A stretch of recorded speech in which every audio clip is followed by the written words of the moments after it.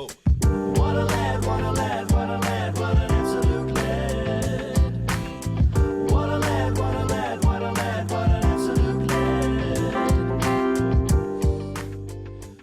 Oh, what a lad, and my word, do I have one of the biggest lads in the game on the podcast for you today. Not only is he an absolute lad, but he's also one of the greatest players to ever play the game. He literally is one of the greats. He's done it all. He's won the Super Rugby Championships, Bledisloe Cups, the Rugby World Cup, and he's twice been named the best player on the planet. He is the biggest name in world rugby. It is, of course, the one and only Beauden Barrett. Welcome, Baz. Thanks, Jebba. I missed out on a top league recently, so that actually hurts me to bring all those up, but still a bit of time to get that. I had it penciled in too. I thought you guys were home. Oh, no, they're a pretty good side. Yeah. How'd you find the top league over there? It was an eye-opener. Not just the rugby, but the whole COVID scenario, living scenario. I guess the rules and restrictions, like we didn't play one game all year where we were allowed to have a beer after the game, just little things true. like that. Yeah. Big reason why we sort of play is, you train hard with the boys throughout the whole week and you enjoy those moments after the sheds, cracking a tin or two. But it was just black and white. Even for the foreign players, like we lived in an apartment block together. Like there were real strict rules around us seeing each other and so on. So from a social side of things, it was a challenging 6 months. But the lads were great lads, the Suntory boys. Very good club to be part of, and the rugby it was surprisingly good footy. Like the gap between the top and the bottom was pretty big, but when you get in the top 6 or 8 teams, you're playing some decent footy. But you made it look incredibly easy. You were scoring points for fun, but it was actually tough even for you, mate. Like we've got some good players in our team, and against the weaker opponents, so to speak, there were moments there where it looked like we were playing schoolboys. But like I said, the teams at the top, they're very good teams, and I think it's going to get better up there. The university footy is very strong, and there's a lot of keen young players up there coming through. So, people, it's a different game to what it was 4 years ago up there or 5 years ago. People think that you come over to Japan for a holiday, but it's everything but that. Train like bloody Tarzan. Long training. So was that even at Suntory too? I thought they might have sort of had a bit more professional approach. It was professional, but the load management was an eye-opener. Like we're doing speed on a Monday after league weights that morning, and we play on Saturday. It's like, honestly, and to their credit, they get on with it. There's not many injuries, and it really opened my eyes up. But it's not something I'll be continuing back in New Zealand. Well, that's one thing with the Japanese players, They'll never question reasons of why or even game plan and stuff. They'll just always just say yes and just do it, But I guess that's what the foreign players do a little bit differently. You would have been questioning all sorts. Look, I struggled at the start. I was at the back of the room biting my tongue in a lot of meetings, but you talk to the foreign players, you offer suggestions.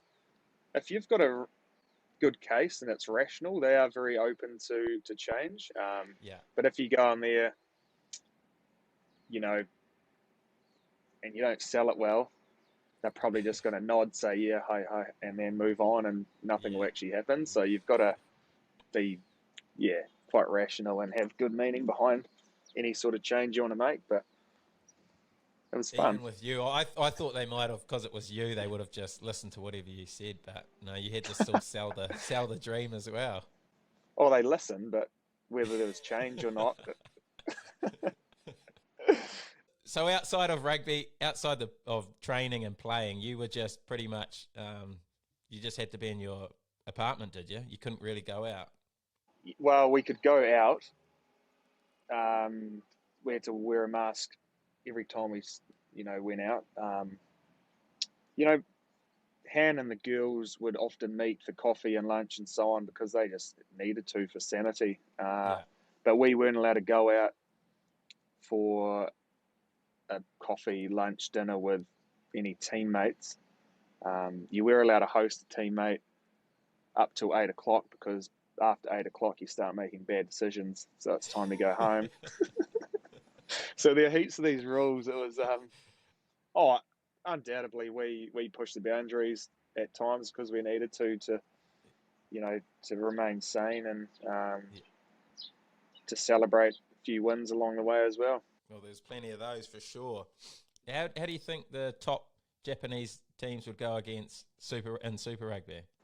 Yeah, I genuinely think the top, so like Pana Suntory, Kubota, Toyota, even TJ's team would go pretty well. Yeah. I think the top four wouldn't look out of place in the Trans-Tasman True. competition. If you were at Suntory, would you win Trans-Tasman? We actually, guys like Samu Karevi and Sean McMahon and Harry Hawkins and that, like, we were talking about it quite a bit. Yeah. Thinking, gosh, it'd be cool to play. And even Nagi, our halfback, and Ryoto, our 12, just thinking, gosh, it'd be cool to play Super Rugby. Yeah. Their appetite for footy and playing against Kiwi and Australian teams is so strong, and they're just hoping for the opportunity, or they're very open for something like this because they're bloody good players. Yeah. Is that the next step, you think, for Super Rugby to introduce Japanese sides like that? Oh, I'd love for that to happen. Yeah. There's a lot that I have learnt from playing in Japan, and I think they would offer some significant value to the competition with the way they play. It's fast, generally fast ruck speed. Continuity's right up there. The ball and play time is right up there. Honestly, it's some good footy to watch. Yeah. For that reason. Oh. And would All Black players be allowed to play over in Japan? Gosh, this is who knows. I mean, I would love for Japan teams to play in the Super Rugby, but then obviously it comes down to the contractual rules of New Zealand Rugby, how at the moment it's all negotiation. Brody, Sam, Whitelock, and myself, TJ had the opportunity to play.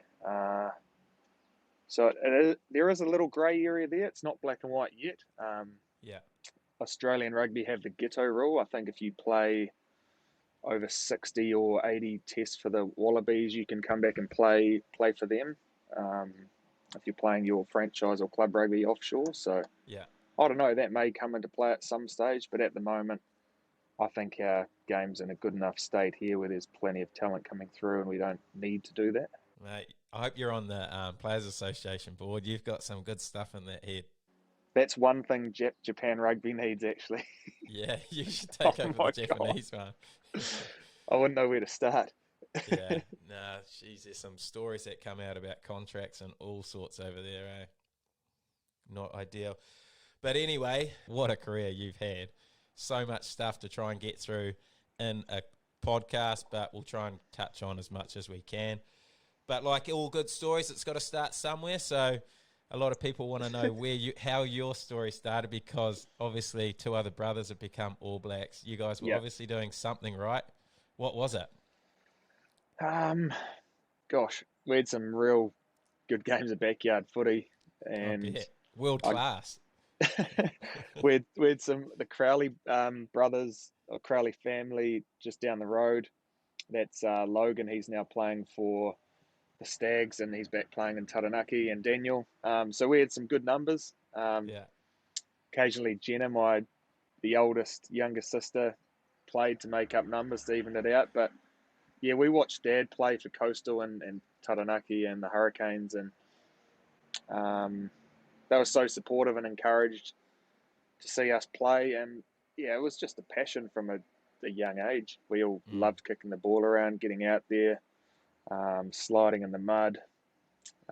We used to have a floodlight out on our lawn, Oh, where we could true. go out and in the wintertime kick and muck around, play forceback right through to dinner time at 6:30. So yeah, it was just a genuine passion.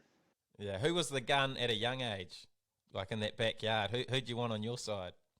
Kane was always like, obviously Kane and I had to go one each, but then after that, Geordie was always a good distributor and he had a good eye for space and timing and that. But he was always the runt. He was always the Yeah. youngest. So it's whether you wanted a bit of bulk with Blake and Scott or whether you go for the skill with Geordie. So it was always tough. And then you throw Daniel and Logan Crowley into it. It was never the same. It was always good fun. So what's the age difference between you all?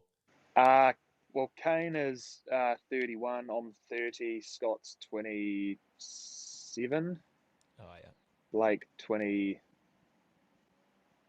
or 6. Geordie I think's 24. Oh, true. Jenna's maybe 21. Zara 18. Ella 16. There's a decent age gap for Geordie. Oh yeah. But he was brave.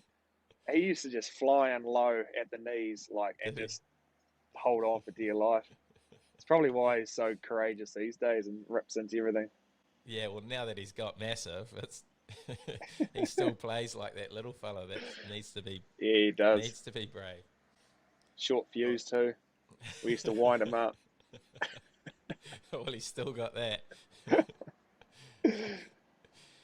And Blake, how did Blake go? Because he's obviously the one that a lot of people won't know, but he, by all accounts, he was one of the most talented. Oh, he was real good. Gutsy, just your typical grinding loose forward, with good skills, good game awareness, and that. Unfortunately, he just struggled with a bit of size when he got to his late teens, and Yeah, in that position, you need to be quite big to have some impact and dominance. So that's probably where he, unfortunately, didn't kick on to higher honours. But yeah. in terms of skill and work rate, like, he's up there with the best. True. Oh, get him a contract. Good cricketer too. Is he? Yeah, You all were too, weren't you? Except probably Kane. yeah. Except Kane. Kane was into his fishing more. So in the summer, would get out the lawnmower, get out the big roller, and the BCG would look pretty good. Would have the cousins would come over once again. Josh down the road. Josh Barrett's a good cricketer. Um, yeah, we'd be out there for hours in the summertime. Get the old ball out and insulation tape, make it swing, all the tricks. Who was the gun cricketer? Geordie. Geordie was known for his worm burners. Oh, So yeah. he used to steam in with fire in his belly and just bowl decent line and length. And he'd have tears in his eyes because he'd try that hard. And occasionally he'd just clean us up because the ball would go under the bat, and he was known for his worm burners. It was probably the only way he got us out. So, like, Scott was good. He was a steady outswinging bowler, a decent batter. Same with Blake. But yeah, Geordie was the funny one. And were you always a freakish talent, like in terms of rugby? Like, were you always naturally gifted? Um, I I don't think so. Like, from a physical point of view, I wasn't freakish or gifted or anything like that. I was quite a runt actually, and I was always. I think when I went to France Douglas in year 9, I might have been in my late 60s, no, mid 60s, Oh, yeah. early 60s.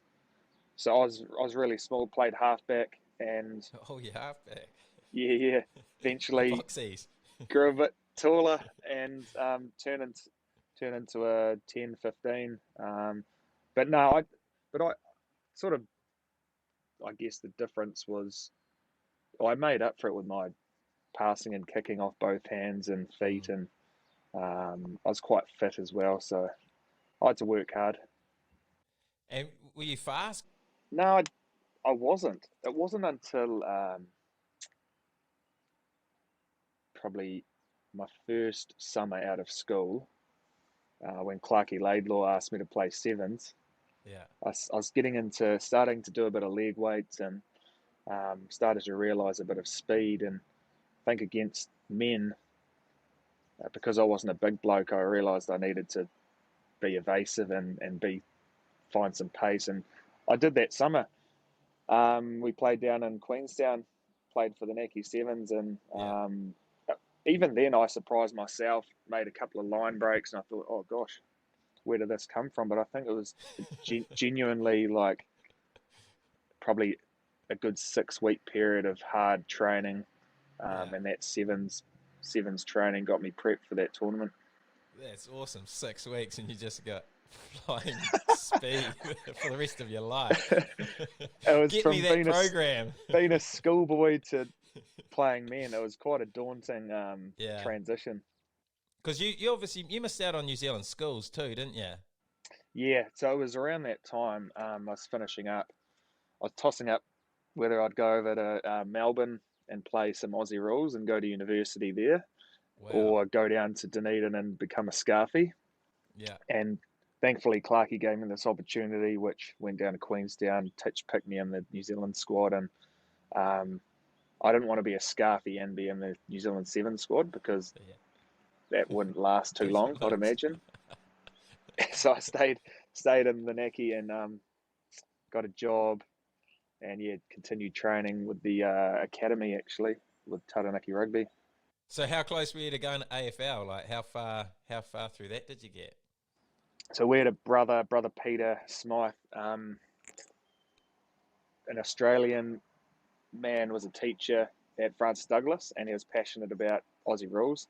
Often he'd have me down there on the field at Francis Douglas practicing my AFL punt, which is a great way to practice how to punt properly. And is always hoping for one of the boys from Francis Douglas to go over and play Aussie rules. Yeah. And he almost had me, but um, yeah, it was probably the sevens opportunity that I took. If that didn't go well, then yeah, it was a genuine chance. True, man. What a different career that would have been. Yeah, would have been a fun experience. I love the game. It's a great, quite a simple game. Um, but yeah, it was. I gave it a go. It's more just those handles, getting the ball away, Yeah. and it's a bit different to passing a rugby ball. Like you've got to sort of punch it out. So all those sorts of things would have Yeah. taken a bit of time or transition. But in terms of running, fitness, punting, catching, like I thought it would have suited me. Yeah. So TJ would obviously look to going to league. Would you ever look to do a late switch over to AFL? Oh, nah, not now. Not now. It's I still practice with AFL ball. I carry one with me wherever I Oh, go, and do you? it's good fun. But nah, it's too big a shift to make now. Mm, no, fair enough. It is. It's not quite as similar as league to union, is it? It's a little bit different. It is, and I mean this 30-year-old engine. It'll be quite a step up playing. I don't know how many Ks they run a game. It's 15 plus some of them. Yeah, but let's be honest, your running is not an issue. You could run for years. Yes. No, it'll be a big call to go over there and play AFL, but I still watch it. It's Yeah. great game to watch. So go back to your New Zealand Sevens. So Titch called you in after carving up for Taranaki down in Queenstown. What was it like going into that environment? Gosh, it was thankfully Ben Sonis and Crut Baker took me under their wing, Cruddo.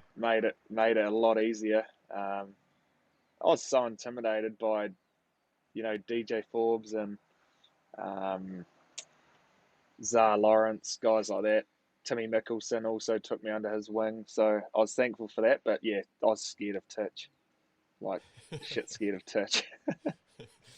But lucky you would have dominated the fitness testing and all that. Nah, the boys. I mean, it's quite an even playing field when you get to that level. We used to do a test called the phosphate, where you run 10, 40 meters every minute or Or something, maybe and less. Might be 30 seconds. yeah, and it basically because they know your 40-meter sprint time, one off. Yeah. So Titch is watching that the whole time, and he watches to see if you decline or how big the decline is. So Yeah. Crut used to clean that up. But yeah, definitely the hardest sessions were those Mount Maunganui camps where Titch absolutely bossed the trainer, said, "Look, you're done," and then he finished off the session. Just went old school with it. Yeah. And then you obviously impressed enough to make a few tournaments. Yeah, made 2 actually at the end of the season. I had to be very patient. So I was playing a little bit of club rugby for Coastal, and still actually trying to do that hypertrophy program because I was still a runt with the academy boys at the Union in Taranaki. And at that time, Coops offered me a contract with Taranaki, so I was playing a bit of Coastal club. So that sort of set up the year nicely. In May, I got selected to play the Twickenham and Murrayfield tournaments. So got a little tour under my belt, and then into a Mitre 10 Cup season. Or back then it was ITM, I think. And you made an instant impact for Taranaki. I remember the big long mop, skinny frame. You mustn't have been much more than your schoolboy weight, because you were still very skinny when you burst onto the scene, weren't you? Yeah, I was in my 70s,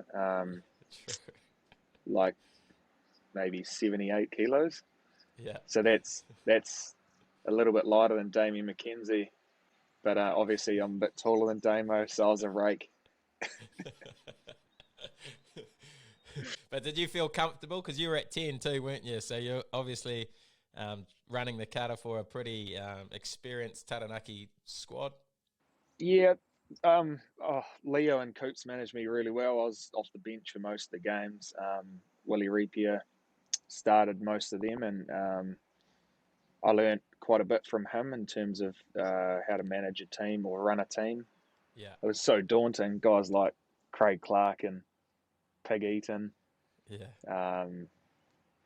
Literally guys who I was at school the year before watching, going to the game, Euro Stadium, watching them play, and now I was playing with them. It was pretty scary. Scooter Waldrum, some great players.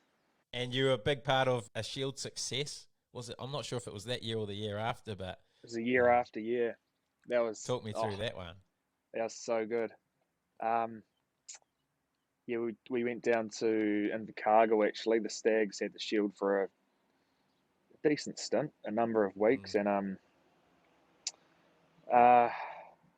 we managed to win. I think there was 4 points in it. There were 2 points in it. There wasn't much in it. Just one of those cold, wet Invercargill nights, and we managed to win the Shield. Still one of the best rugby moments in my career. But we had to get back on the plane, and we had a 4-day turnaround, 4 or 5 day turnaround. So we had one defence against the Hawke's Bay to then have it for the summer, which we achieved, and that's when we got to really celebrate. Oh, that would have been a good one. And Oakura at our flat, you could imagine it. Jason Eden, Jared Hawata, Crut Baker. No. Cruddo would have been in full steam. Yeah, an absolute pest. So then in 2011, you made the Hurricanes wider squad, and I think you managed to pick up a few games towards the back end of that season. Yes, I was chipping away, trying to put some size on. Davey Gray had me doing 10 gym sessions a week. I absolutely hated it, but eventually got a chance. I think Crudes got injured in Melbourne, and I got called over because they went from Melbourne to South Africa, which I came off the bench. In that next game against the Cheetahs, we won 47-50. I think Drushy or Colsey scored on full time, and it was a game yeah. So that was my first cap. Had a good night that night, and then we went to Cape Town for some reason, and I was rooming with Andrew Hoare, and I honestly didn't see him all week, apart from at training. So I was made aware that Hammer cut him as captain, Yeah. and Hoary being Hoary went to the pub most nights, and that was the way he prepared for the Sharks that next weekend, and he played an absolute screamer. Oh, he Credit was to him. still playing. He honestly had the best game of his season, and I was sitting there on the bench like, how is this guy running? Because I I could only assume what they're getting up to, but yeah, that's to his credit. He fronted up. That's just the old school Yeah. man he is. The way he was, and I think Jason Eden was his wingman. Oh, true. Yeah, so then 2012 was when you got your first full contract.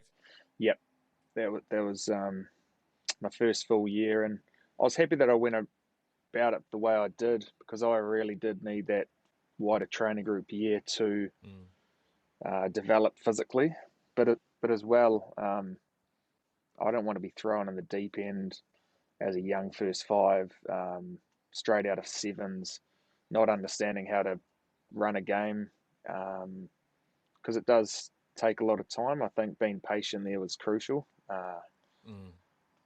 So yeah, I see a lot of young players these days, and good example is Jacob Nepkins at the Blues. Like, I'm happy Yeah. that the Blues aren't rushing him this year.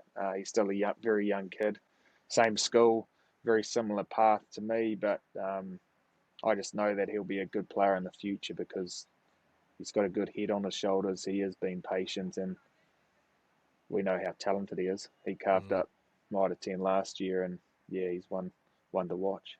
So did you feel comfortable when you got your first start at the Canes? I wouldn't say I felt like comfortable, but I was confident in my ability and ready to go, based on the what I knew at the time and the preparation that I had.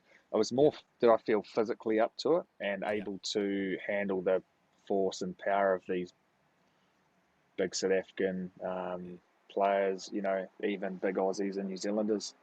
And Yeah. the answer was yeah. You did. I felt a lot better than I did the year before. And you still had your speed from that 6 weeks training. That 6 week camp, whatever it was. Well, you're going to be able to start selling Bodie's 6 week speed plans for millions. Go and see Davey Gray. He'll sort you out. And then obviously you had a huge career, massive influence on that Hurricanes side over the last, I can't remember how many years it's been, probably 7 or so years. But, mate, you've had a huge influence on that squad. Any highlights from your Hurricanes career? Obviously 2 finals were pretty special, but anything that stand out for you? Um, Definitely the 2016 final. Um, yeah, to lose the previous year at the Cape Tin and then Mm. come back and win it the following year was so satisfying. To play 100 was pretty special. To run out with Big Bama, he was Mm. playing his 100th Super game the same day and beat the Crusaders, was pretty cool. But I guess when I look back on my time at the Canes, it's more the friendships and I guess those fun moments throughout the journey, like Mm. the days off, playing golf, the trips to South Africa, um, the chats in the changing room, all those. I think those are probably the fondest things. Mm. I won't remember too many games, um, but yeah, I guess that's smelling the roses and enjoying the moments along the way is probably the most important thing. And I guess as I look to finish up my own career in the next, hopefully, 10 years, I just Oh, remind myself 10 years. each day that, just enjoy each day because it's gone bloody quick. Yeah, it does, eh? Wow, that's powerful stuff mid-podcast. I like that. Smell the roses. Love it. 10 years, maybe? 10 10 more years years? left. Shit. What do you reckon? I'm 40? including coastal senior thirds. How is your body feeling good, though? You feel like you've got plenty of years left? Yeah, I went to Japan after last year's international season. Pretty like not broken, but my Achilles was giving me some big troubles. Like Yeah. I hadn't been able to work on speed for a good year, and I was literally limited to 60 minutes training time, one time a day for all of that international season. So Oh, true. it was quite frustrating, not to be able to work on extra things, but also to start training a little bit later so that I'd be able to finish with the team. So went over to Japan and we fixed it, and it's feeling really good. And I've been able to work on heaps of other things. So I came back to New Zealand feeling really fresh, and after a season of very fast footy up there, hopefully I'll be in good stead for this upcoming whatever is around the corner. Mate, how good's that? And you obviously were surviving the 3-hour training sessions over there, so no time limits, no time restrictions. They didn't go too long. It was more the intensity, like Oh, the was amount it? of body on body, just like absolutely killing each other on a Tuesday. They just, I think it's the samurai style in them. Like they just are so brave and courageous. And Milton loves it too. He's our head coach, Milton Oh, Hagen. true. He's been up in Georgia for a number of years, and I think he gets off on that bone on Yeah, bone. the Georgians do too. So then, obviously, your All Black career, 2012, you made your debut there as well. So that all happened pretty quick. Yeah, it did. It was played in Hamilton actually against the Irish. Yeah, went from rooming with Richie and Dan, and to my first 4 weeks, I was thrown in the deep end there. Um, Gosh, it seems like a long time ago, but yeah, I was just a young boy. I was like a sponge, just soaking it, taking it all in. DC and Crudes were there. I was learning so much from them, just waiting for my opportunity, and um, played little roles off the bench every now and then, coming on at 15 or 10. Mm. Do all the backs on debut always room with DC? Because it seems to be a common trend. The forwards seem to, their first roomie used to be Richie, and all the backs' first roomie used to be DC. I think it's generally the new guys are roomed with the experienced guys. Oh, yeah. So if you're on a 3 week, say the upcoming July series, if there's a bolter or a new guy, they'll typically be with the older guys, Yeah. just to, for whatever reason, Shandy Yeah. makes the call. You're obviously the big dog now, so you get all the new guys rooming with you. No, they'll be with Nugget, Aaron Smith.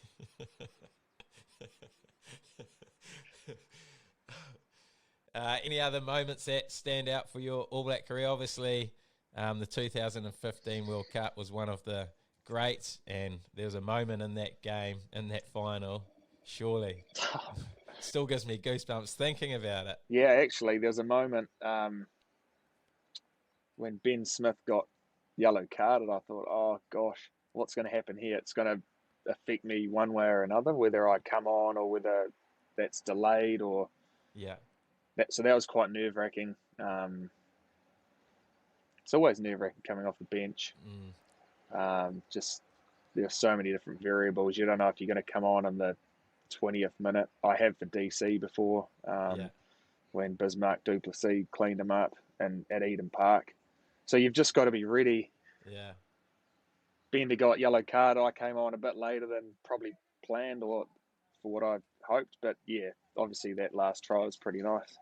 Yeah. Oh, fresh legs, the 6 week speed program in full, full noise. Did you always know you were going to get that? Uh no, that last nudge, it didn't. I was hoping it would have set up for me before that, but I had to Yeah. somehow at reasonably high pace it made contact with my knee or shin. So I was so Yeah. happy with how it came out after that because, yeah, they can go anywhere. Oh, mate, what a try. What a moment. But you've scored tries like that so often throughout your career, these sort of freakish tries which look like a bit of a fluke, but, mate, you've just got a knack of scoring them consistently. So you've got a bit of a gift there. Oh, that's very nice of you to say.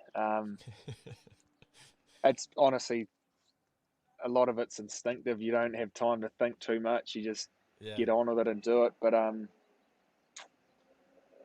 oh, look, there's got to be a degree of learning those little skills when you're mucking around, exploring, playing in the backyard, doing stupid trick shots or whatever with your mates. Like, there's a degree of training for those moments. Yeah. And your speed obviously gets you. Is it your speed? Because your speed, like when you're tested for speed, you're not hugely rapid, are you? But on the field, like there's no one who will ever catch you. Oh, no, there is. But I That's think, just never happened yet. no, it's more that from the early days, like, I've always been fit. And I Yeah. guess if you can be reasonably fast and fit, I think you just stay faster for longer Mm, and can outlast out and out speedsters. yeah. Because I don't know, I'm not rapid. I don't test fast. It's just, Yeah. yeah, when I get boots on and when I'm on the turf, I feel probably the fastest I can possibly feel, Mm. other than probably on an athletics track and spikes.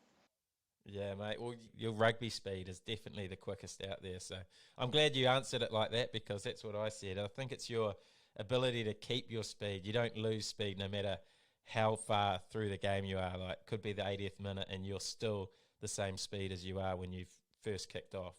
Goes back to that phosphate test that Titch had us Yeah. do, those 10, 40 metres every 30 seconds or whatever. It's so relevant if you're back and you're playing 80 minutes Mm. to be able to dig deep and have that in your tank at the end of the game. But, I mean, look, I'm 30 now. Hopefully I can keep that up. You've got the engine as well, haven't you? Because your Bronco is one of the quickest Broncos ever recorded. You broke all sorts of records with that last year, and you've probably beaten it since. No, I haven't gone near it. Um,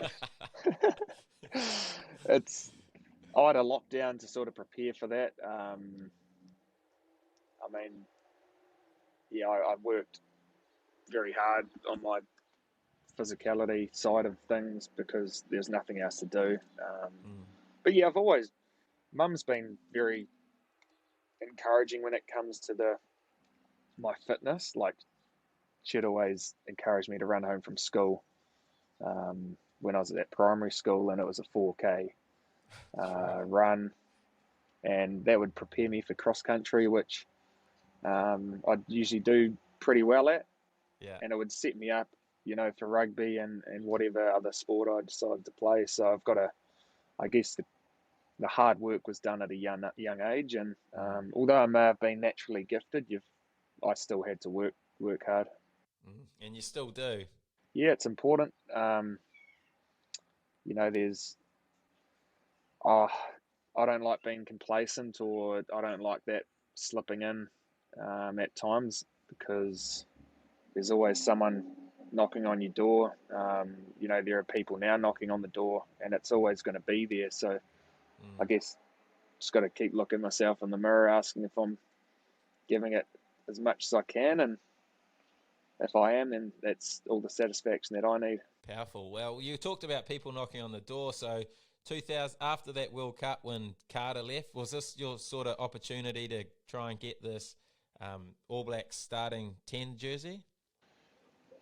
Yeah, it was an opportunity. I mean, even with DCD, I still saw it as an opportunity. I guess with Yeah. completely different players, it just came down to what Steve and Fozzie saw. Mm. And yeah, initially in that 16 season, they picked Crudes, and unfortunately he got injured in Wellington, I think, or in the second test. And um, yeah, I managed to take an opportunity and sort of ran with it for a while. And never let go.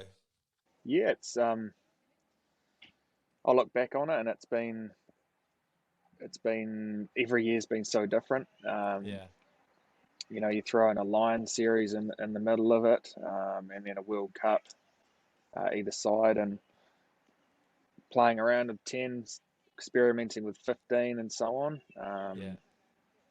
Yeah, it's been a bit of a journey. And in 2016, this is your first year, you've sort of cemented the All Black 10 jersey. You become the official best player on the planet. How was that? That must have been pretty surreal. Yeah, it was. I guess um, I was so caught up in the process and the week to week of preparing, playing, that I was quite shook when it was announced, and Mm. almost embarrassed, because I know how much of a game this. I know how reliant I am on my teammates around me and a good forward pack and things like that. That I was kind of surprised and embarrassed to receive that award, but I guess that's just who I am. I Mm. didn't expect it or anything like that, but yeah, it was nice to be rewarded for probably a breakout season. Yeah, but then you backed it up the following year and you won it again. Only Dan Carter and Richie McCaw had won it twice before, and you joined that list. So, mate, how was that one the second time round? It was once again I was reluctant, because I knew that I still had so much to offer, and I Mm. knew that it wasn't a perfect season, and I knew how good I can be, because I hadn't reached my potential, and I received that award. So Yeah. I received it with reluctance, and yeah, it wasn't too satisfying, to be honest. Well, that's interesting. Did you ever feel like you're the best player in the world, or do you ever get that feeling like I am the best? It's so subjective, and I just try and be the best I can be, Yeah. because I know I can judge that.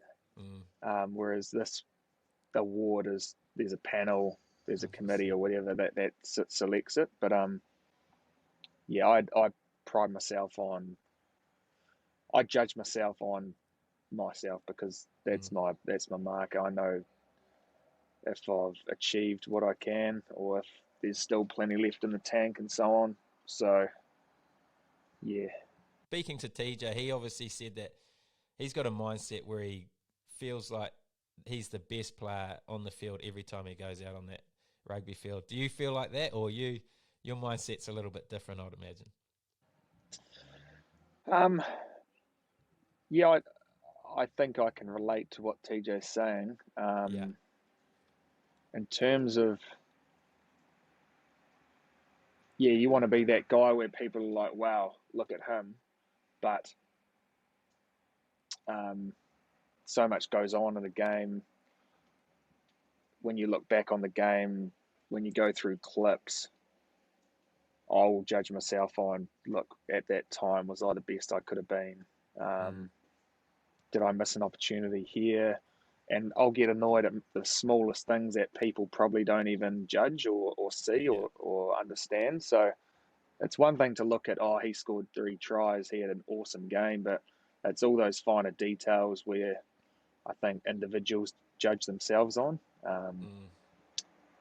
and that's typically how I would reflect on my games. Speaking of scoring lots of tries, there's one game in particular where you'd done something before that game. 4 tries against Australia. Everything just worked that game. It was just one of those moments where it must have been like, wow, what is happening here? Yeah, exactly. For that game, it was one of those games where, the ball just finds you near the try Yeah, line in some games, and you're the lucky one to fall over. And it all came together that day for me from a try scoring point of view. yeah. But once again, I look at that game, there were so many missed opportunities and things that I was annoyed about. True. Um, but people think, look, he had an absolutely outstanding game. But I'm Yeah. sitting there like, well, yes, 4 tries was nice, but Mm. that's what you read in the newspaper, but you look at the tape and I'm there on Monday kicking myself. Well, I look at my fantasy team and see that you're my captain, and oh, happy days. I think I'm that might have pleased, been the Jabba. biggest fantasy score in history you got that day. Oh, jeez. Line breaks, tries, try assists, kicking, everything. You did it all. But then the 2019 World Cup in Japan. Talk me through this one. Yeah, it was a great 10 weeks. Gosh, it was a long time. We're in Japan for a Mm, tournament. Um, yeah. we're really enjoying the footy. Um, I guess trying to take it 1 week at a time, one game at a time, and earning the right to play in a quarter final. And yeah, there's a typhoon in the mix where we missed out on a game against Italy. So that was quite interesting. Mm, Yeah, we lost our grandfather. That was very sudden and so sad just before the quarterfinal, the Irish test. So there's quite a few disruptions, and yeah, got to the quarterfinal, and we had the game of the tournament against mm, Ireland. We had previous history where there was a lot on it emotionally for us, and we gave, yeah, we emptied our tanks for them or on them. So I guess when you look at the semi final, we didn't achieve that same intensity which we needed to. Um, and on the flip side, England brought that, mm. and they would probably say themselves they didn't bring it the following week. So it's so hard to back it up week in, week out at that level Mm. and the intensity it requires. So it was so unfortunate. They played very good footy. Yeah, it was quite unfortunate not to go to do a three-peat and win three in a row. Yeah. We wanted to. Most of us wanted to leave straight after that game. We're like, why should we hang around and play playoff, for 3 and 4? But it was actually really good that we stayed. We had no choice, to be fair. But emotionally, you're like Yeah. just want to get out of there. You just want to run. You've had a massive low. You've missed out on the opportunity to make the finals, and we saw it as an opportunity to see Rito and a few great players off to make it a week about them. And yeah, we put it on for them against Wales. We finished third, Mm.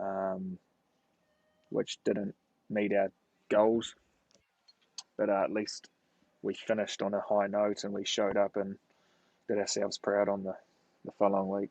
Must be surreal playing with obviously two other brothers in the All Blacks at the Rugby World Cup. Must be crazy. Yeah, I mean, just to share those moments I talk about throughout a week, Yeah.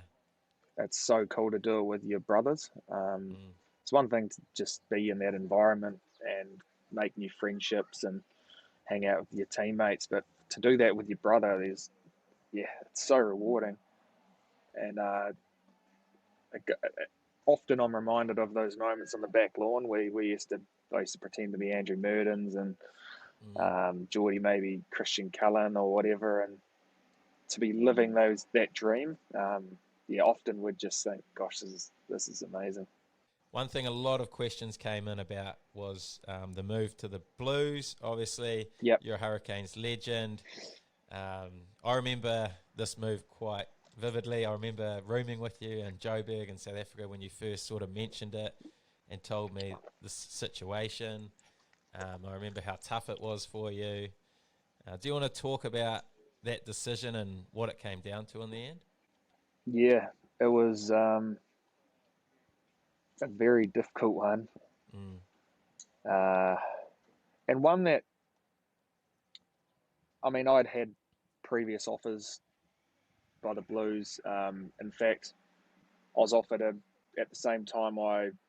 signed the wider training group contract in 2011. The Blues offered 2 full seasons. So, and then again 3 years later with JK, and obviously this one. So it's kind of like third time lucky.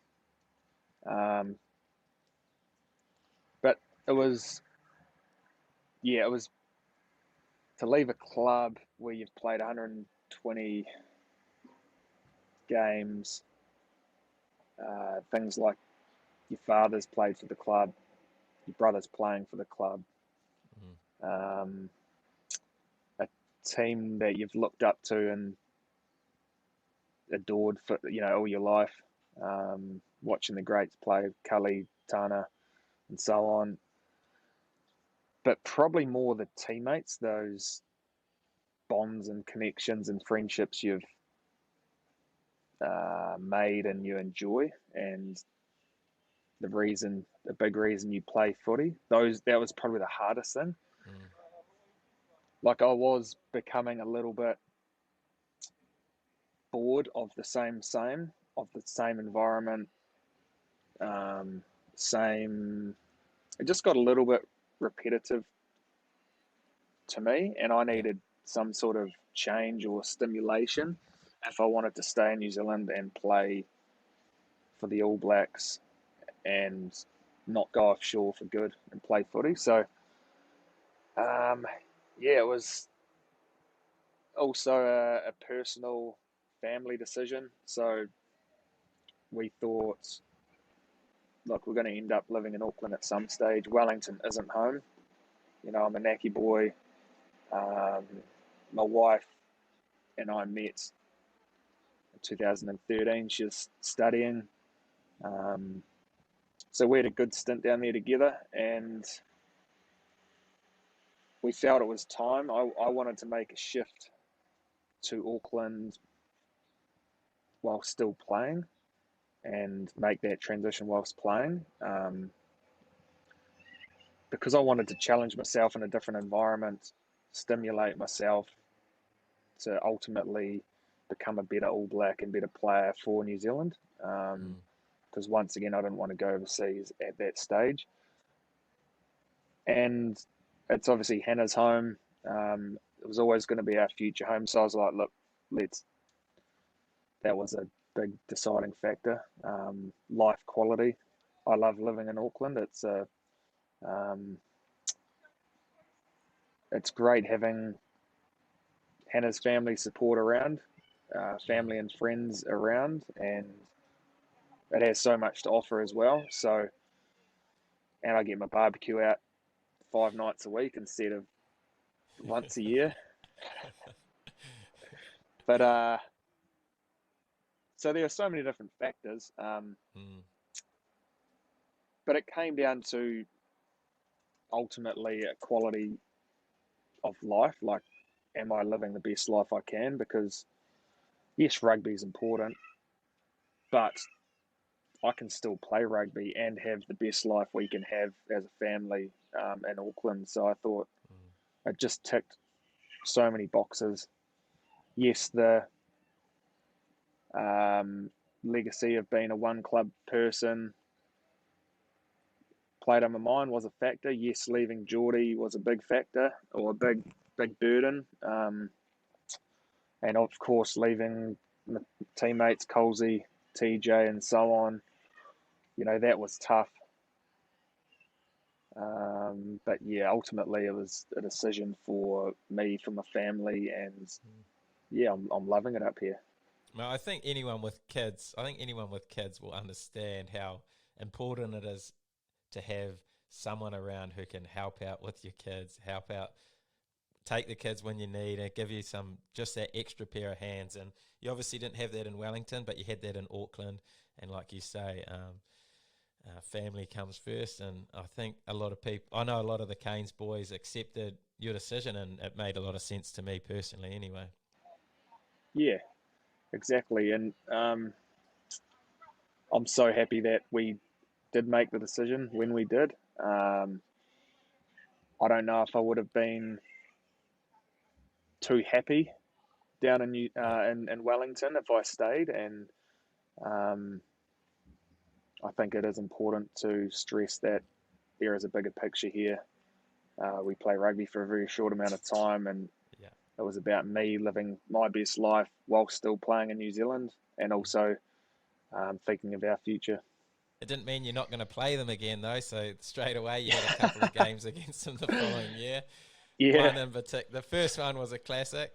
You obviously knew Colsey was coming, uh, yeah, and he came. he scampered. I forgot how quick he was, and heavy. Oh, what about the celebration though? Oh, Yeah, that was such a cool moment. Like,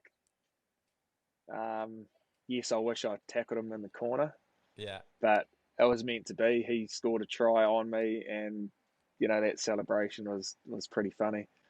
I was a little bit rattled. I had to bounce back and get on with it.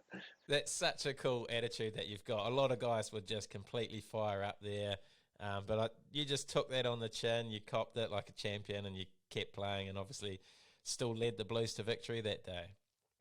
Yeah, I was rattled, especially because the main man touching my head was Scrafton, who was a Blue the previous year. So quite ironic. But no, it was funny. I love the Yeah. banter with Colsey. Oh, and that other video of him on player cam chasing you and pushing you, and then you chase him. It was, honestly, he just wanted to really put a shot on me, but when I say shot, like a good old punch in the ribs or Yeah. whatever, but he didn't really get the opportunity to. So this is his moment. I think it was in the 70th minute. It was quite late. Yeah. Yeah, because you chase after him, eh? I wanted to like tackle him, but I would have got penalised for it. Yeah. So I tried So a cheeky foot trip. Did he say anything? Because even on his podcast, he said that there was something he just never wanted to say anything to. He didn't want to go overboard. Yeah, no, there was never any nasty words. Mm. It was Oh, more that's just the anger was in his eyes, and that that point he gives you when he grits his teeth. yeah. Oh, he's classic. Love him. And then, but obviously the other game at the Cape Town. Now, this was something that sort of grinded my gears a little bit. The return of the King. You came back in the Blues jersey this time. The crowd was booing you, and to hear that Hannah was, I guess, abused from the crowd and stuff was thrown at her, it was all pretty disappointing to hear. So, how did you feel about all that? Um, at the time, I was gutted. Yeah. Like, I never knew it would be easy to come back and play the Canes, play my teammates. Mm. But to hear it from fans, it was disappointing. I don't like booing full stop. Like, I appreciate when we play overseas, and it's quiet when kickers are kicking. They respect the kicker and so on. So yeah, it was so disappointing to hear that. I understand they were gutted, and to be fair, they probably don't know how to support someone or show dislike for someone in any other way other than booing. So I took it for what it was afterwards when I look back on it. But yeah, it was disappointing when after the game, Han was quite upset. People were throwing stuff at her. That's what really annoyed me. Yeah, very disrespectful. So um, it wasn't the homecoming I was hoping for. No. But I understand that fans are passionate. They were obviously gutted that I was wearing a blue jersey, and to be fair, they were probably just booing the fact that I was in a blue jersey. I think that's right. But yeah, the part with Hannah's pretty much unacceptable. It's that's shocking. But that game on the field, you scored a nice try, sold TJ up the river with a nice dummy, but Nani got you back pretty good. He did. I was, yeah. He's oh, you'd know Jabbit. Anyone who can run around you or over you are daunting to defend, especially when you give them so much space. So yeah, I was sat on my backside, ran around. But he's a freak of an athlete though, so I wouldn't say I was surprised. I was just unfortunate to be in that position. He's Yeah. done it to too many players. Yeah, Banksy said on his one that he now feels happy that he's been done because you've been done. So if the best player in the world's been done, then it's all right. Everyone else can be. Yeah, he's I absolutely love playing with Nuns. It's sad to see him going, but I understand his decision. It's he's thinking the big picture. He's been patient, Yes. and yeah, fair play to him. Mm. He'll be missed big time. Yeah, well, yeah, I thought he was potentially going to go last time his contract was up. I felt like he wasn't probably getting the rewards he probably deserved, and this time I Yeah. thought maybe he might, since he's sort of cracked in now, I thought he might have stayed this time, but no, that's the thing. It's like you say, you're only in the game for so long, and you've got to look after yourself because there is no loyalty in the game. I mean, I guess the guys at the very top sort of get looked after up until a point, but you hear so often on this I podcast completely that agree. guys just get, as soon as their form drops, they are gone. So you can't afford to really be loyal. It's not really a franchise or province that's loyal or disloyal. It's usually the head coach or high performance guy who either likes you or he doesn't. So, Yeah, that's probably one thing the fans don't see. yeah. It's there's a lot more to it than just the franchise and staying for that reason of being a one club person or whatever. You can be a Hurricane for 10 years, a new coach comes on, he doesn't like you, and now you're gone. Yeah, that's it. You're spot on. But anyway, mate, you're back in New Zealand now. You're available for the All Blacks in this next squad? Yep, we are. Brody, TJ, and myself are all available. 10 or 15? I prefer 10. You've always known this.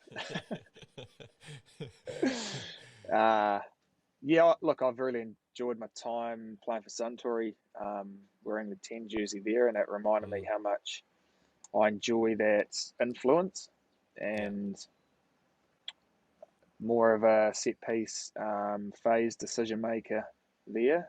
Just a little bit closer to the engine room and can have a bit more say. So, yeah, I think for me, I'll be focusing on that. And your kicking game seems to be on an absolute zone. You kick variation, you're kicking the fat nicely. You've got all sorts of good kicks going on. Kicking the fat is I've been working with Dave Allred for 16 months now, and unfortunately, I've only had the opportunity to work with him physically for one day. The rest has been just video and WhatsApp. So, I'd love for him to come over to New Zealand and teach kicking here because his knowledge around all round kicking game is just exceptional. The best I've worked with. So he's helped me with my spiral, basically all parts of kicking. And you're hitting your goal kicks nicely now too, aren't you? Yeah, I've been chipping away with small changes.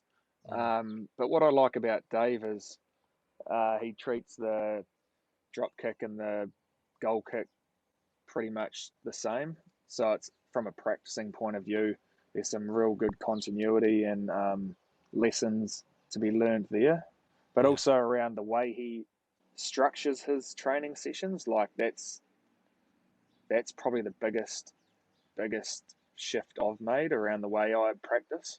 Yeah. And it should help me for my longevity in the game as well. So what do you do differently? Is it just shorter?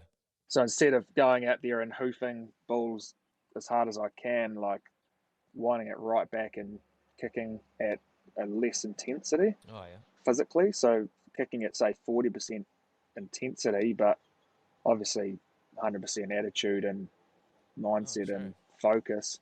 It's very challenging, but it's so rewarding, and it teaches you how to do the fundamentals Yeah. better and properly. And talk to me about your goal kicking throughout your career. Obviously, it's something that I guess you've copped a little bit of flack for throughout your career.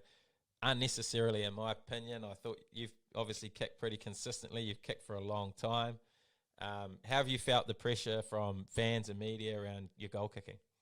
Yeah, look, it's never been my point of difference or strength, so to speak. But yeah, there have been seasons where I've had 2 or 3 bad days at the office, and that's typically given me not so good press or perception on how I kick the ball. Yeah. But it's something I really enjoy, Yeah. and I'll always enjoy it. I'll always enjoy working and practicing on it. Kickers will keep kicking, mate. There'll always be those haters and those people criticising, but I'm always striving to be better. And look, what Dave's doing with me at the moment, I'm really enjoying that, and he's already made some good gains with me. So hopefully you'll see that. And to be honest, I don't really listen to the media. It's always going to be there, but it doesn't bother me. Well, mate, you're striking them nicely in the top league, so looking forward to that crossing over to the black jersey and the Blues. So you're with the Blues next season? Yep, back with the Blues next season. So yeah, looking forward to having a full 2 seasons with them actually. Oh, yeah. Because you signed with them for 4 years, right? Yep, 1.5 season. Then the Suntory season was my playing sabbatical, and then I've got 2 full years with them. So yeah, really looking forward to that. To clarify for everyone listening, that was always part of the contract, wasn't it? Some people have suggested that you signed with the Blues and then you've sort of surprised the sabbatical on them. No, I've always, so from when I signed, it was a 4-year deal, and that was black and white built in. I think people just forget when making an announcement. It's like Blues, they see the Blues, but they don't see all the years 2, 3, 4. Yeah. So what are your plans going forward? You obviously got the Blues to look forward to. Yep. You got the Rugby World Cup potentially to look forward to. Yes, Blues next year. I mean, I get out on Thursday. You can't play straight away, can you? Well, if there's an injury. Oh, you can. Wow. Yeah.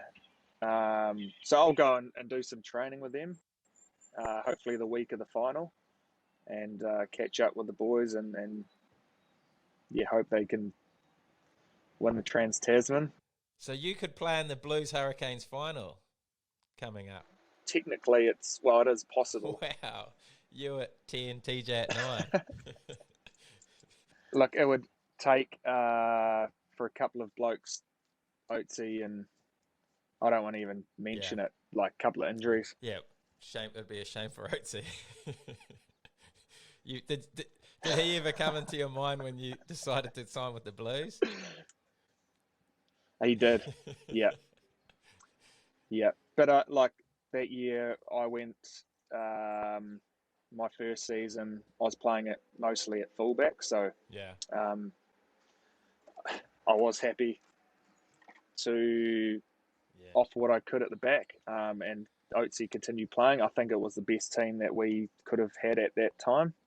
I agree. You guys had a good combination too. Yeah, I couldn't have done it to him. Yeah, he's a good kid. Yeah, he's a good player. So, life after rugby for big Beauden Barrett. What's the plans? You can probably retire living off with the coin you've made. I'd hope so. Because I've been investing well and thinking of the future. I've always been a little bit savvy when it comes to that business and that. So I want to be financially free, but I know that I won't be able to retire and do nothing. But I don't know what it is I'll be doing. Initially, it might be being a stay-home dad and freeing up Han to go and do whatever she would like to carry on doing with her career. Yeah. Not that she stopped. She's still finding, she's still got heaps of work on. She's on a board of a company and also doing a lot of her social media things. So she's an accountant, chartered accountant naturally, but who knows where she could go next. Mate, you're a power couple, you two, aren't you? But you would be a guru stay-home dad. How have you found being a dad? I've loved it. Absolutely love it. Yeah, I could do it. I'd be happy to do it, and yeah, I'll support my wife if she wants to go to a full-time job. I'm sure there'll be a good daycare down the road where I could drop the kids off and go and play golf most days.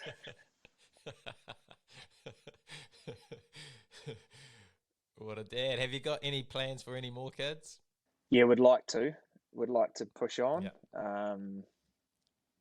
So Billy's only 11 months now. 11 months, Oh, 8 yeah. months. And yeah, would like to kick on. I don't know how many. 3 or 4 would be nice. Not like your parents? We're not spoiled for space or a farm up in Auckland. So yeah, having 8 kids in town would be quite, yeah.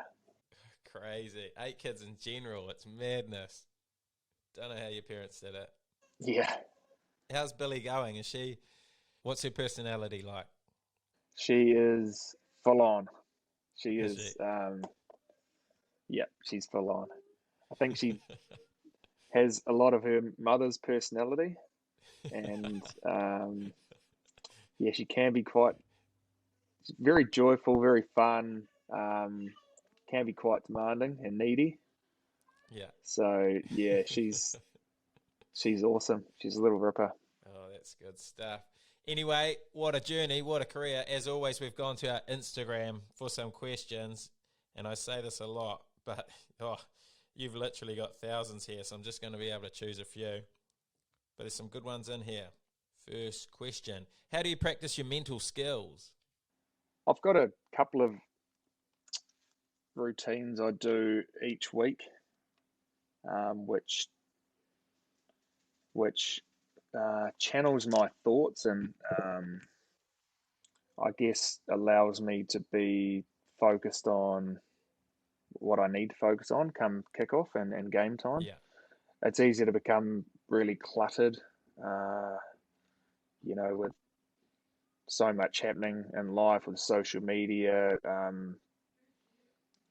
general media, people's opinions, and so on. So naturally, they'll come and creep in. So I do a little thing called 3 circles: can control, can't control, can influence, and literally I just put all my thoughts in those circles. Um, I do that towards the end of a week, and that allows me to feel really light, bright, and clear come the back end of the week, and that allows me to just, I guess, play freely and instinctively, and puts all those things aside. geez, I like that. You can do it even if you're not playing footy, just in general. Yeah, Yeah. very cool. Great start. Okay, how do you deal with people hyping up players in your position? Um, look, hype is something that is just getting bigger and bigger with social media these days. There are so many different Yeah, channels, and there's so much more these days that there's a lot more hyping up, but there's also a lot more criticizing. It's just the way it is. Everything's a bit more yeah, extreme. So yeah, naturally, it's like, naturally it doesn't sit well with you. You're a little bit yeah. uncomfortable. You're like, gosh, I wish that was me. But the next week it can be completely different. So that's just the way it is with media, and with this game we play, a lot can happen in 7 days.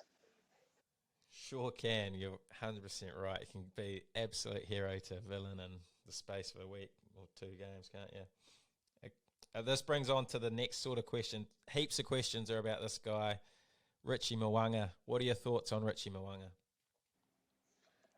Oh, he's an absolute top bloke. I don't have a bad thing to say about him. So yeah, he's a great family man. He's he's an entertaining lad, great guy to be around. But I just love being in the same team as him when it comes to the All Blacks. I've enjoyed our little 10-15 combination because, yeah, we believe that it was a good thing for the team. And, yeah, he's playing out of his skin at the moment. He's, yeah, he's on another level. So, yeah, I look forward to getting back into hopefully the All Black environment and, going at it again with him. But we keep in touch often. We've got a really good relationship, and it kind of makes me laugh when you see all these other things on social media. It's like, if only they knew how good we get on, and it's always been the case with our greatest, competitors or teammates. Do you think it's his year to play 15? It's his turn, eh? Years. Yeah. I see he went. I think he might have finished up back there last week, so I'll be quite happy if that's the case. It's his turn. Is that what you're saying? Yeah. Alternate years. But to be fair, there's that many good fullbacks around too at the moment. There sure is. It's great. It's so good for the All Black squad. I think it's also needed this year. There's potentially 15 test matches, so we're going to need to use the full squad, the whole depth, and it's going to be tough to decide who starts there at the in the first few games, but it's a good problem to have. Yeah, we had Plum on last week, and he was struggling to decide. But if you were the selector, who would you go?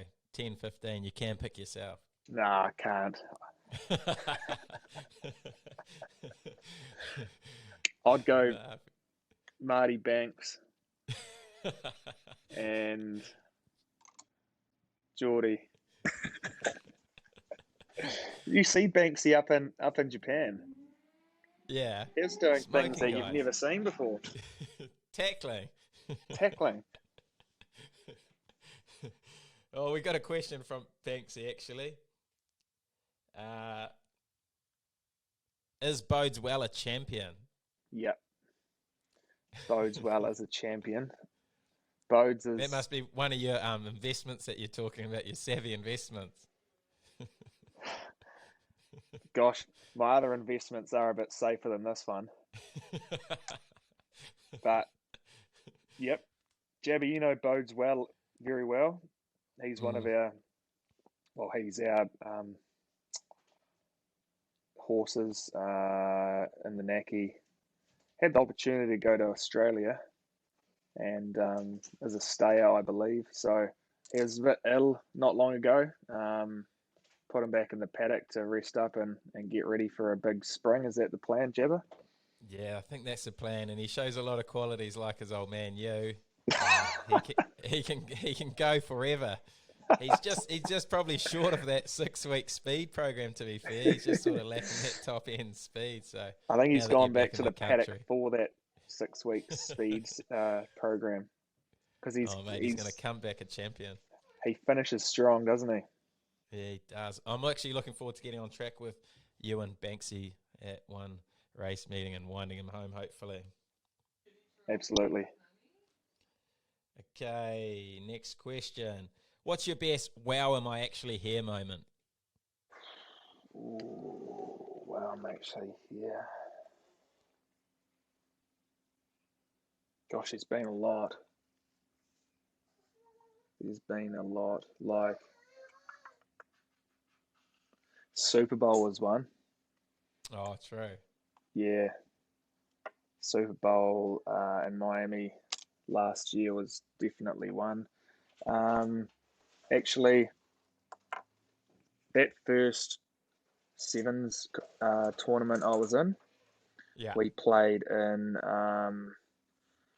I was in Twickenham, and we arrived a bit earlier to prepare for a game, and we were watching other sevens teams, and I just sat there in the seats in the stand. I was just thinking, wow, like, is this like I'm actually here? I was at school last year. Now I'm at Twickenham, about to play in a sevens competition for New Zealand. Like, that was pretty awesome. Yeah, well, that's a good one. Okay. How many times do you say seed in a game? This is from O Teddy Black. Oh, when I watch him, I say it all the time, whether it's a pass or a kick. Yeah, it's every time I see, Geordie hit a good one or Oh, Oatsy hit a good one. They're the ones I use that phrase with the most. yeah, they kick some seeds. Okay, keys to a good Bronco. Well, you've got to be fit. You've got to know your plan. And my plan is do the first lap about 80%. Mm. And then after that, I try and stay with whoever's leading for basically for three laps. Yeah. And then after that, I've still got a bit in the tank, and I just send it after, for my last You lap, send it, all right. just to try. And that has broken TJ many times. He knows that if so he goes out real hard to try and lose me, because he knows I Yeah. don't want to blow out too soon. But I just fight and stay with him for as long as I can. I know that if I've got him on the last, then yeah, yeah. Classic. What happens if you're running it by yourself? Well, you can time it, so you just stick to your Oh, yeah. splits, 45 seconds or whatever they are. Mm. Yeah, that's how some people do it. That's probably the best way to train for it. But TJ he cleans me up on the yo-yo, so it's good to get him in the Bronco. Does he? I didn't think he Yeah, beat anyone in a yo-yo. no, he's pretty good. He's good at those turns. Yeah. Oh, he loves it. Okay. Next question. If you could get on the piss with three people, dead or alive, who would it be? Oh, jeez. I've been spending some time with Sean McMahon up in Japan. He is one man. He is a weapon. Is he? He Yeah, loves it. he's an absolute weapon. He's got a tattoo on his leg, earn the weekend. And he's also got a VB. Like, he's got all these tattoos. He's an absolute rooster. But because I've had a few sessions with him. I won't say him. John Daly. I'd love to play Oh, yeah, golf yeah, and yeah. rip it, grip it, and sip it with him. John Daly. Honestly, I've been away from the Naki for that long. I'd throw Whitebait on the list right Yeah. now. Oh, rooster. Craig Hammersley. And my Rooster mates. I've just got to say the Roosters. The Roosters. Love it. Well, that's a good answer. Okay. Your favourite wine? Oh, uh, that is very difficult. Um, I buy a lot of my wine off Euro Vintage, and my go-to red wine in New Zealand is any Timata from the Hawke's Bay. Oh, They're Coleraine or Bullnose Syrah, right up there. connoisseur. Like that. Yeah, Colerane's that's their premium red, but their Oh, Bullnose are, yeah, top notch. get me on that. That sounds good It's so stuff. hard. There's so many good New Zealand wines, Yeah, but I bet. that'd be my go-to. Your Japanese. How's your Japanese now? Uh, I can understand conversation a lot better than previously. Mm. Like, I understand a lot of random words, but I can't, Yeah. like, put a sentence together, if you know what I mean. Are you still saying offensive words in Japanese? most probably. You know, like that. Do you remember your Honzai prank? Oh God, that was. I've never Talk me forgiven through that one. Corey That's still Jane one for of my that. favourite pranks. Hey. I've never forgiven CJ for that. Oh, how did we fall for that? It looked like a pretty legit setup. It was, and Yeah. you didn't want to be disrespectful. And as a young All Black, we never said no. We're always like, yep, yep, Mm, absolutely. So, yeah. so yeah, we were ripe for the picking, and yeah, they really stitched us up. I wish I'd pay a lot of money to have that destroyed off the internet. How much are we talking? Because I think it was for Cure Kids, wasn't it? So Yeah, yeah. it was for a good cause, Oh, but man, it cracks absolutely. me up. Yeah, Yeah. yeah. I always happy doing things for Cure Kids, but phew, I'm scarred. And every now and then it gets revisited, and I run for the hills. We'll have to bring it up again. Oh, it's one of the greats. Makes me laugh. Colsey's is just as Colsey's is probably worse. Colsey's doing all sorts of stuff, Oh, running from yeah. the shark and Honzai. Oh, so good. Okay, which Barrett goes best on a bender? um,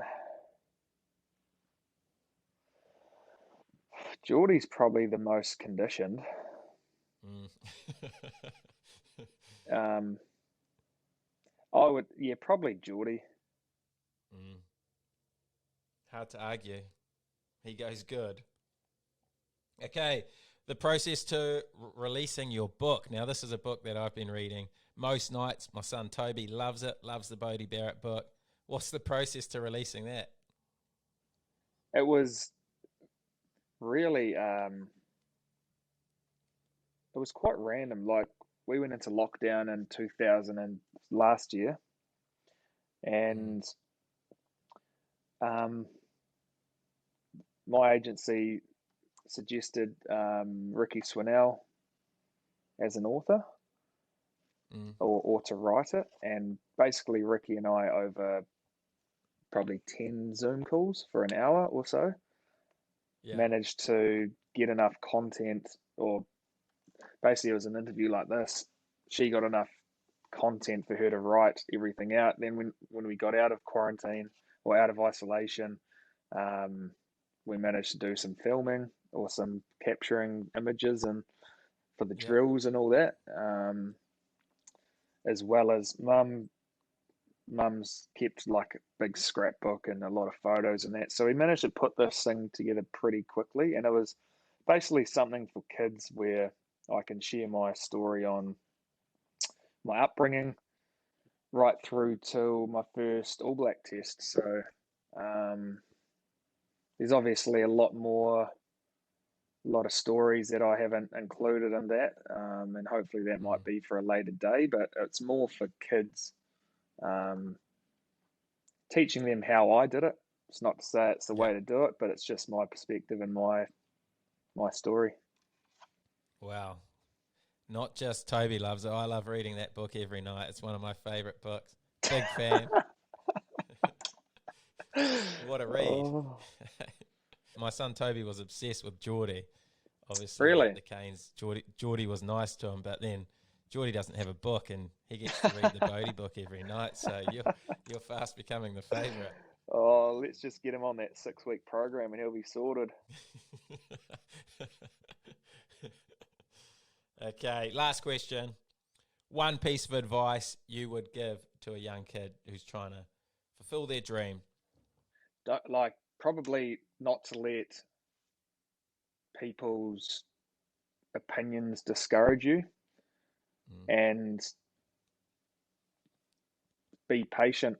Like, in my journey, some of my biggest doubters were some of my coaches, like at a young age, um, and thankfully, I had some good support around me, like my parents, who would always encourage me. That probably outweighed the influence or, um, I guess, opinions of some coaches, because it can be very political at a young age, and even right through to the top. So if there's a coach that doesn't like you or won't pick you or start you or whatever, don't get too disheartened or don't give up there and then. Just use that as motivation and be patient to get another opportunity somewhere else. It could be a year later or it could be 5 years later. So effectively, just keep loving the game, keep enjoying it, and if you do that, then everything will take care of itself. Mate, that is powerful, powerful advice from the best to ever do it. Mate, it's been an absolute pleasure to have you on the podcast. It's been a pleasure to go through your journey. You're one of the most gifted players I've ever played with. I loved my times playing with you at the Hurricanes. I genuinely don't think I would have had the career I did at the Hurricanes if you weren't at 10. You're a massive influence on me. I learnt so much from you, and it's been awesome following your journey, keeping in touch over the years. And, mate, it's been an absolute pleasure having you on the podcast and going through your story. Thank you, Jabba. Absolute pleasure, mate. Look, you're one of my favourite teammates. That may be in the book, actually. It is that you read every night. 5 years in a row, you're team man of the year, or was it three? Three. Yeah, three. Okay, absolute pleasure, mate. Look forward to hearing this, and hopefully the fans got what they wanted out of it. And yeah, pleasure to be on. What a lad. Oh, mate, love your work. Thanks for coming on. Thanks, mate.